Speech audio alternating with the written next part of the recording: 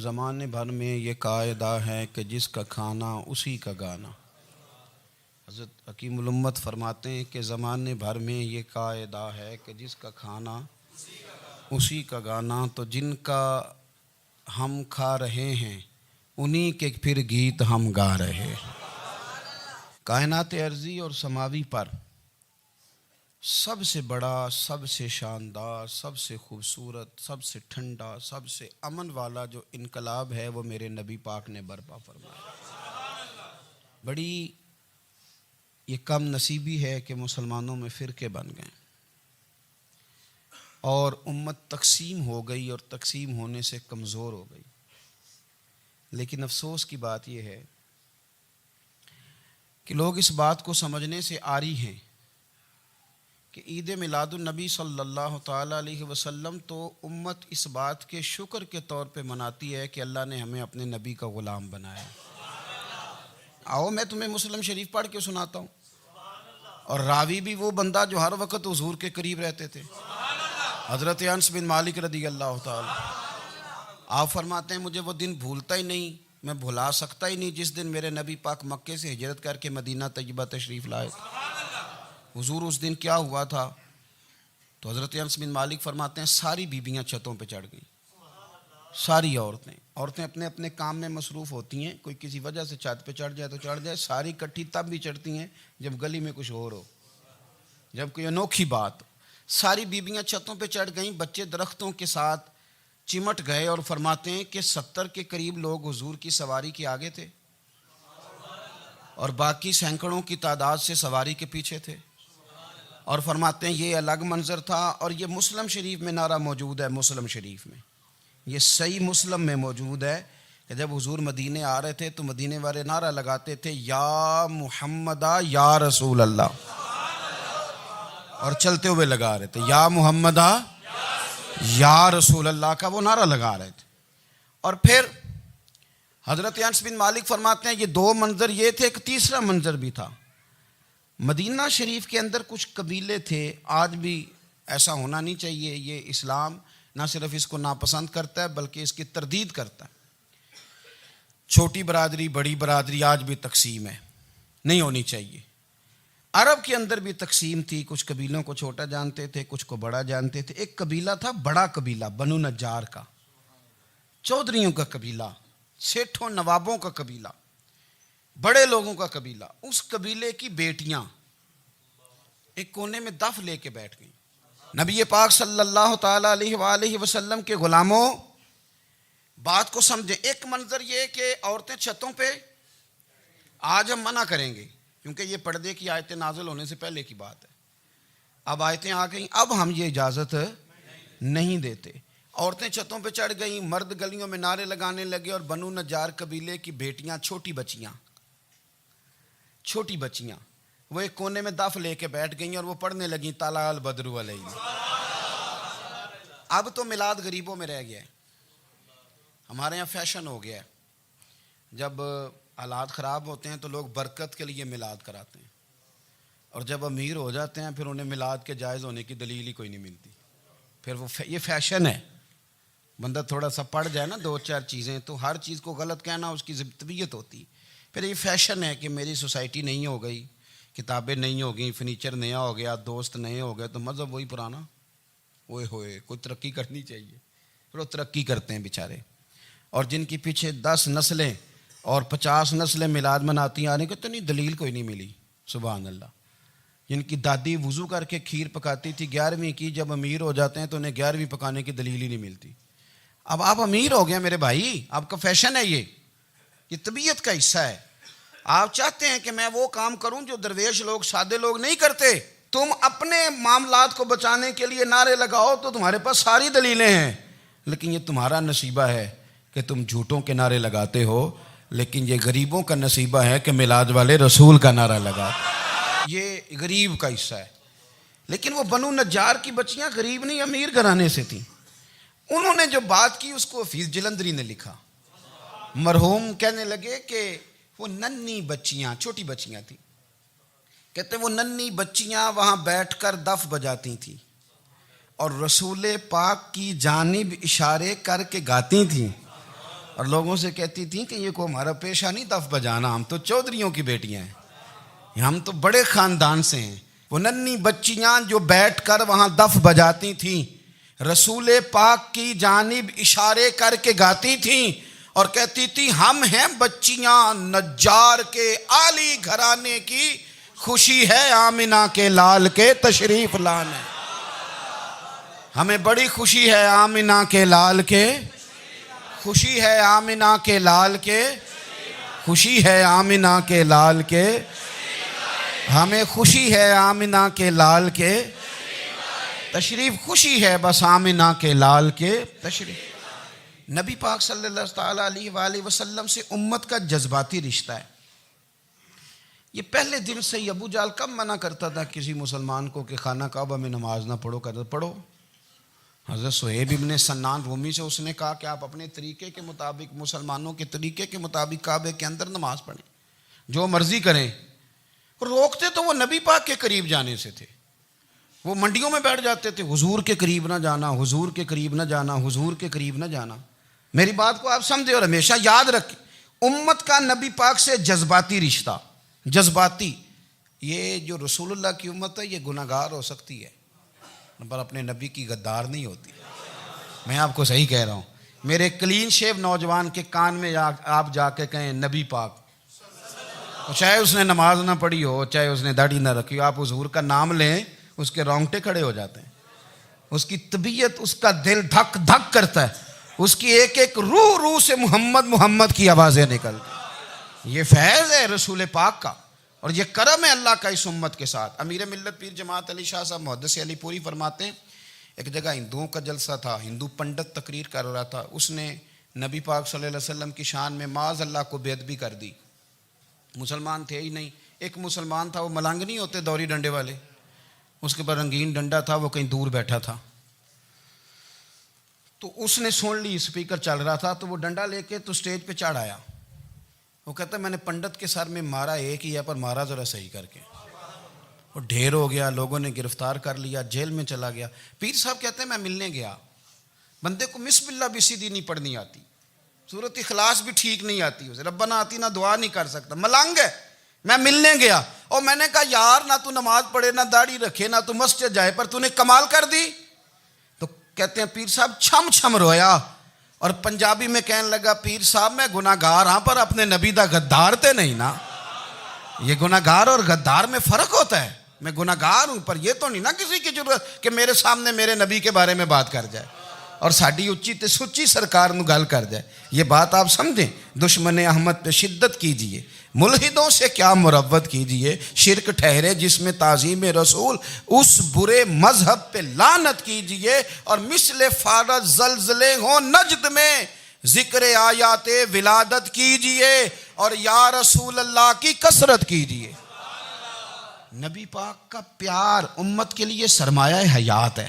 رسول پاک کے ساتھ امت کا والہانہ رشتہ ہے۔ نبی پاک کے ساتھ والے، حضرت خبیب کو گرفتار کر لیا مکے والوں نے، اس وقت غربت تھی اسلام پر، مکے میں سارے لوگ کٹھے ہو گئے اور چوک میں پھانسی دینے لگے حضرت خبیب کو۔ کہنا آسان ہے، کرنا بڑا مشکل ہے۔ بندہ جیل میں الجھ جائے تو میں نے بڑے بڑے سیانے لوگ معافیاں مانگتے دیکھے، بڑے بڑے لوگ کہتے دیکھے ہیں کہ یہ کام بڑا، قید تنہائی بذات خود ایک مصیبت ہے۔ آپ کو اکیلا رہنا پڑ جائے نا، یہ لاک ڈاؤن ہوا ہے تو لوگ نفسیاتی مریض بن گئے، اکیلے رہنا، تنہا رہنا کوئی چھوٹا کام ہے۔ حضرت خبیب اکیلے اور مکے کا دور اور چاروں جانب کافر، اور چوک میں جب پھانسی پہ لٹکایا جانے لگا تو ابو سفیان بولے اور بول کے کہنے لگے یار بندہ کوئی کام کر کے بڑا پچھتاتا بھی ہے کہ یار نتیجہ کیا نکلا، تو معاذ اللہ آپ کا بھی نتیجہ تو پھانسی ہے، تو آپ کا کیا خیال ہے؟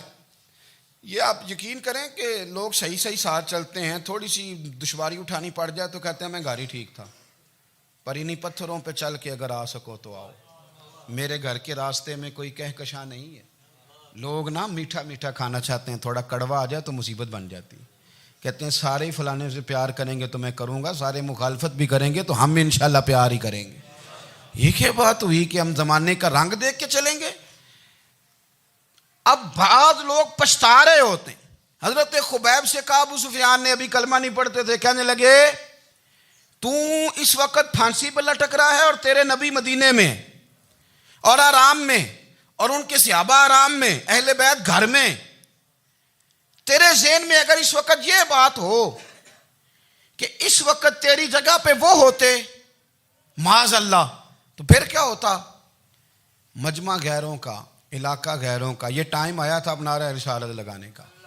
اب ٹائم آیا حضرت خبیب نے نعرہ رسالت لگانا ہے, پر لگانا کس طرح ہے کہ کافر یاد رکھیں.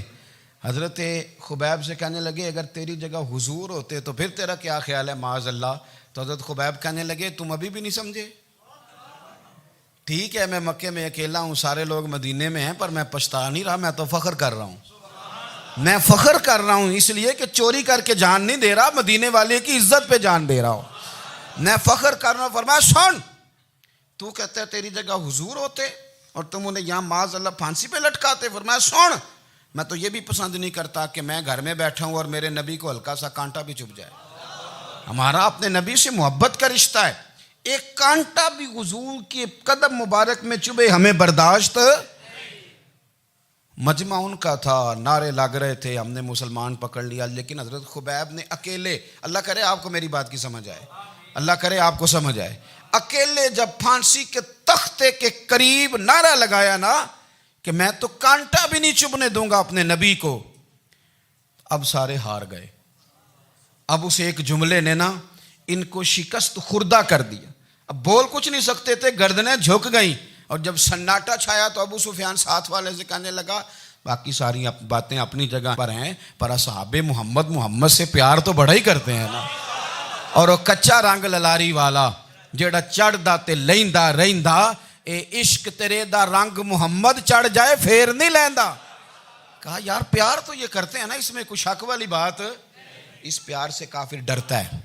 نبی پاک کے ساتھ جذباتی وابستگی, حضور کے ساتھ غلاموں کا جذباتی رشتہ, اور نبی پاک صلی اللہ تعالی علیہ وسلم کی آمد پر تشکر کے جذبات. امام رازی نے لکھا ہے کہ حضرت موسیٰ کلیم اللہ علیہ السلام نے تورات کی تختیوں کے اندر ایک امت کا ذکر پڑھا کہ جو امت گناہ کا ارادہ کرے گی تو گناہ لکھا نہیں جائے گا جب تک کر نہ لے, اور نیکی کا ارادہ کرے گی تو رب ان کی نیکی لکھ دے گا, اور جب وہ کر لے گی تو اللہ 10 گنا اجر عطا کرے گا. اور وہ ایسی امت ہوگی کہ جن کے چہرے قیامت کے دن نور کی طرح چمکیں گے, اور وہ امت ہوگی جن کی اللہ تعالیٰ زمین ساری پاک فرما دے گا, جہاں نماز پڑھیں گے نماز ہو جائے گی. یہ تذکرے پڑھ کے تو حضرت موسیٰ کلیم عرض کرنے لگے اللہ یہ امت میری بنا دے. تو رب کریم نے فرمایا کہ موسیٰ نہیں, یہ تو میرے محبوب کی امت ہے. فرمایا یہ تو میرے نبی پاک کی امت, حضور کی امت. اللہ اکبر. حضرت موسیٰ معمولی آدمی نہیں, وہ جلیل القدر پیغمبر ہیں جن کا قرآن کے ہر سپارے میں تذکرہ ہے, کہیں واضح طور پہ کہیں اشارتاً, ہر پارے میں.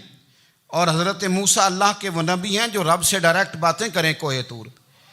کہا اے موسیٰ یہ امت تو میرے نبی کی ہے. تو حضرت موسیٰ علیہ السلام عرض کرتے ہیں, امام رازی نے لکھا ہے, کہتے ہیں اے اللہ پھر مجھے اپنی نبی کی امت میں شامل کر. او یار ہمیں لوگ کہتے ہیں میلاد نہ مناؤ, جس امت میں آنے کے لیے حضرت موسیٰ نے دعا مانگی, جس محبوب کی غلامی کے لیے, ہمیں تو دعا بھی کوئی نہیں مانگنی پڑی, اللہ نے فضل سے ہی مدینے والے کا غلام بنا دیا. تو ہم حضور کے تذکرے نہ کریں, ہم تشکر نہ کریں, ہم نبی پاک صلی اللہ تعالی وسلم کی نعت نہ پڑھیں, ہم حضور کے آنے پر جشن کا اظہار نہ کریں. ہر وہ جائز طریقہ جس سے اظہار خوشی ہو سکے وہ میلاد پہ کرنا چاہیے, اور اس کے لیے اسباب بنانے چاہیے. امت کا ایک جذباتی انداز ہونا چاہیے نبی پاک کے ساتھ, ایک وارفتگی, ایک ذوق, ایک طبیعت کے اندر وجدان. نعرہ مطلب اس طرح نہ ہو کہ بس چل رہا ہے کام. میں نہیں ہوں قائل, میں کہتا ہوں پہلے تو کوئی لگائے نا, اور پھر نعرہ جب لگتا تھا نا تو مسلمانوں کے یہاں نعرہ لگتا تھا تو بڑے بڑے لوگ کانپ جاتے تھے. صوفیاء نے لکھا ہے کہ حضرت عمر نے جب کلمہ پڑھا نا تو 39 بندے کلمہ پڑھتے تھے. تو نبی پاک نے رات کو دعا مانگی, اے اللہ عمر کو مسلمان کر کے اسلام کو عزت دے. حضرت عمر سویرے آ گئے, میں وہ تفصیل میں نہیں جاتا, بات لمبی. حضرت عمر جب آئے نا اور انہوں نے آتے جب کہا نا کہ میں کلمہ پڑھنے آیا ہوں, تو حضور اتنے راضی ہوئے کہ نبی پاک نے کہا اللہ اکبر. تو صحابہ نے نعرے لگائے اللہ اکبر اللہ اکبر، یعنی 40 لوگ مسلمان ہوئے تو نعرے لگے ہمارے صوفیاء کہتے ہیں حضرت عمر کے آنے پر جب نعرے لگے تو بتاؤ کہ وہ تو نعرہ تکبیر لگا، نعرہ رسالت کیوں نہیں لگا؟ تو کہتے ہیں گویا ہمیں حضور نے یہ سمجھایا ہے، حضور کے اشاروں نے سمجھایا ہے کہ میں اب اپنے نعرے خود تو نہیں نہ لگاؤں گا، میں نے تو اللہ اکبر کہہ دیا، عمر آ گیا ہے میرے نعرے لگاتا رہے گا، اب نعرے لگیں گے۔ حضرت عمر نے پہلے دن ہی کہا کہ حضور آپ سچے رسول ہیں تو چھپ چھپ کے نماز کیوں پڑھیں؟ شروع ہو گئے نعرے، حضور آپ سچے ہیں تو چھپ چھپ کے نماز کا کیا معنی ہو؟ تو حضور نے فرمایا تیرا کیا ارادہ ہے؟ حضور سارے نہیں، ایک میں ایک امیر حمزہ، ایک لائن کے آگے وہ لگ جائے، ایک کے آگے میں لگ جاؤں، اور باقی مسلمان جتنے ہیں کل 40 تھے، پیچھے 18 19 بچیں گے، تو ایک لائن میں وہ ہو جائیں، ایک میں آگے ایک میں امیر حمزہ ہو، ایک میں ہوں، تو دیکھ لیتے ہیں یہ ہمیں نماز کیسے نہیں پڑھنے دیتے۔ ہاں دیکھ لیتے ہیں، آئے نا میدان میں، ادھر آ ستمگر ہنر آزمائیں تو تیر آزما ہم جگر آزمائیں، اور غلامان محمد جان دینے سے نہیں ڈرتے، یہ سر کٹ جائے یہاں رہ جائے کچھ پرواہ نہیں کرتے۔ فرمایا بھی پتہ چل جاتا ہے نا، ایک لائن میں حضرت امیر حمزہ ہو گئے، ایک میں حضرت عمر ہو گئے۔ پہلے یہ مارتے تھے جو حرم شریف میں مسلمانوں کے طریقے پہ نماز پڑھتا تھا، یہ جلوسوں کی بڑی برکت ہے، اندر بیٹھے رہے نا چپ کر کے، نکل جائیں تو پتہ کچھ بھی نہیں چلتا۔ جب نکلتے ہیں نا لوگ کہتے ہیں جلوس کیا معنی ہے، تو میں بتاتا ہوں نا جلوس کا معنی کیا ہے۔ حضرت عمر نے باہر نکلے 2 لائنوں کا جلوس، لمبا بھی کوئی نہیں، بندے بھی 40، اور جناب فاروق اعظم باہر نکلے تو عمر کا نعرہ، عمر کا، حضرت عمر نے یوں کر کے آستینیں بازو کی چڑھا لیں، اور اپنے گلے میں جو ان کے رومال تھا نا اس کو یوں سینے پہ باندھا، اور اس ہاتھ میں تلوار تھی تو یوں کر کے باہر لہرائی، کہنے لگے او مکے کے کافرو ادھر آؤ میرے سامنے، جس نے اپنی بیوی بیوہ کرانی ہو، جس نے بچے یتیم کرانے ہوں، وہ آئے میدان میں، مصطفیٰ کے غلام آج سڑکوں پہ نکل آئے میدان میں ہمارے سامنے ہمارا مقابلہ کرے، آئے نا میدان میں، ہم نکلے ہیں، اب ہم یہاں کعبے میں اعلانیہ نماز پڑھیں گے، ہم پڑھیں گے، طاقت ہے تو آؤ نا ہمارا مقابلہ کرو، آؤ۔ کفر بذات خود بہت بڑا جھوٹ ہے، اور جھوٹ کے پیر، بس 2 بندے نکلے تلواریں لے کے آگے، تو پھر حضرت عمر نے اعلانیہ نماز پڑھوائی خانہ کعبہ۔ تو میرے بھائی رسول اللہ صلی اللہ علیہ وسلم کے غلام تو جب نعرہ لگاتے تھے تو ہو ہی کمال جاتا تھا۔ پھر بریلی کے امام بولے، کہنے لگے پیش حق مجدہ شفاعت کا سناتے جائیں، حضور قیامت کے دن آگے نا ہمارے آگے خوشخبری دیں گے، کہیں گے تم فکر نہ کرو، آ جاؤ میں تمہیں بخشواتا ہوں، میں تمہاری سفارش، آ جاؤ پیچھے۔ حضور نہ پیش حق مجدہ شفاعت کا سناتے جائیں گے۔ یقین کریں بریلی کے امام کو بھی بڑا ہی رنگ آتا ہے بیان کرنے کا، کہنے لگے آپ روتے جائیں گے، اللہ کو منانا ہے نا حضور نے، کہتے ہیں پیش حق مجدہ شفاعت کا سناتے جائیں گے، آپ روتے جائیں گے پر ہم کو ہنساتے جائیں گے، باغ جنت میں محمد مسکراتے جائیں گے، پھول رحمت کے گریں گے ہم اٹھاتے جائیں گے، اور حشر میں ہوگا ہمارا داخلہ اس شان سے ہم یا رسول اللہ کا نعرہ لگاتے جائیں، ہم یا رسول اللہ کا نعرہ۔ امام راضی کہتے ہیں حضور نے ایک رکا پکڑا چھوٹا سا، ایک بندے کو لوگ دوزخ میں لے کے جا رہے ہیں۔ اچھا مجھے ایک بات بتاؤ، فیصلہ پہلے ہو گیا ہے، اللہ کے سامنے ہوا ہے، اور فیصلہ ہو گیا اور طے ہو گیا کہ دوزخ میں جانا ہے، وہ قریب پہنچ گئے دوزخ کے، تو حضور نے دیکھ لیا، اور بتایا کس نے؟ حضرت آدم نے۔ حضرت آدم کہنے لگے حضور وہ آپ کے غلام کو دوزخ میں لے جا رہے ہیں۔ نبی پاک آگے گئے، کیا پڑھتے ہیں ہمارے بھائی؟ حضور نے مجھے ان سے چھڑا کے چھوڑ دیا۔ نبی پاک صلی اللہ علیہ وسلم آگے گئے، فرمایا ادھر آؤ، کہاں لے کے جا رہے ہو؟ اللہ کے سامنے فیصلہ ہوا ہے نا، فرشتوں نے کیا ہے نا، فرشتے کو کسی سے بددیانتی تو نہیں نہ کرتے، فرشتوں نے جو کیا ٹھیک کیا ہے نا، کیوں لے کے جا رہے ہو؟ سونے گناہ زیادہ ہیں، نیکیاں تھوڑی ہیں، فرمایا میرے سامنے تولو۔ کسی فرشتے نے نہیں کہا کہ سونے معاذ اللہ ہم کو بے ایمان ہے، ہماری کوئی سے زد چل ساڈا کو بننا سان جائے دے نال، بھائی میرا مطلب ہے صحیح تولا ہے، فیصلہ ہے، فرمایا دوبارہ تولو۔ گویا رب بھی فرماتا ہے جیسے میرا محبوب کہتا ہے ویسے ہی کر، اور کوئی نہیں دوبارہ تول لو، کوئی حرج نہیں، تولو نہ دوبارہ۔ فرشتے دوبارہ آئیں گے، انہوں نے دوبارہ تولا، ایک پلڑے میں نیکیاں ایک پلڑے میں گناہ۔ اب وہ گناہ پھر زیادہ نکلے تو نبی پاک نے نا جیب سے اتنا سا روکا نکالا، روکے کا بھی کوئی وزن ہوتا ہے، وہ حضور نے نیکیوں کے پلڑے میں رکھ دیا، نیکیاں بڑھ گئیں۔ فرشتے بھی چپ کر گئے. چلو بھائی جنت میں. میری طرح کا تھا نا پتہ سارا ہے سردار نے کیتی ہے, پتہ تو تھا نا اسے من آنم کے من دانم, تو سیدھا حضور کے قدموں سے جا لگا. کہنے لگا سونیا میں تو ساری زندگی گناہ کرتا رہا, یہ کون سی نیکی ہے؟ تو حضور فرمانے لگے چپ کر, جنت کا دروازہ کھول گیا, تو جا جنت میں. حضور رکے میں کیا ہے؟ فرمایا تو نے ایک دن درود و سلام نہیں پڑھا تھا, میں نے تیرا سنبھال کے رکھا ہوا تیرا درود شریف, وہ نعرے رسالت بھی تو نے لگائے تھے, وہ تو کھول کے میرے تذکرے میں نے تیرا سنبھال لیا. دوزخ میں تو کیا میرا سایہ نہ جائے, کیونکہ رسول پاک سے دیکھا نہ جائے. میرے رسول پاک. اور میری بات سنو, میں بھی آپ کو کھانا نہیں کھلاتا, لنگر میرے سنگی کھلاتے ہیں, میرے دوست آپ کو کھانا پیش کرتے ہیں. ہر جگہ آپ جاتے ہیں تو وہاں کچھ لوگوں کی ڈیوٹی ہوتی ہے. لیکن ترمذی شریف سیاستہ کی حدیث ہے, حضرت انس نے پوچھا تھا حضور قیامت میں کہاں ملیں گے؟ فرمایا حوض کوثر پہ. حضور وہاں انس پانی پلائیں گے کہ بلال پلائیں گے کہ سہیب پلائیں گے؟ فرمایا نہیں, امت پیاسی آئے گی تو میں اپنے دست مبارک سے پانی پلاؤں. حضور وہاں نہ ملے تو فرمایا پل صراط پہ آنا, امت گزرے گی تو میں رب سلیم کی دعائیں کروں گا. تو اعلیٰ حضرت فرماتے ہیں جب حضور دعا کر رہے ہیں تو ڈرنے کی ضرورت کیا ہے؟ خدا کی رضا چاہتے ہیں دو عالم, خدا چاہتا ہے رضائے محمد, رضا اب پل سے وجد کرتے گزری کہ ہے رب سلم دعائے محمد صلی اللہ ہو. تو حضور وہاں ملاقات نہ ہوئی تو پھر اس حدیث کو بھی یہ حدیث مضبوط کر دے گی. حضور فرمانے لگے پھر میزان عمل پہ آ جانا, امت کے عمل تول رہے ہوں گے اور میں کامیابی کی دعائیں مانگ رہا ہوں گا. تو جس کے لیے حضور دعا مانگیں گے ناکام ہوگا, ناکام ہوگا. اپنے بچوں کو حضور کی محبت سکھائیں, نبی پاک صلی اللہ علیہ وسلم کی غلامی کریں.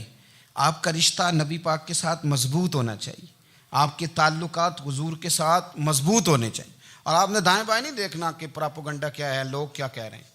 لوگوں کو دیکھ کے جو لوگ رستہ بناتے ہیں وہ پیچھے رہ جاتے ہیں.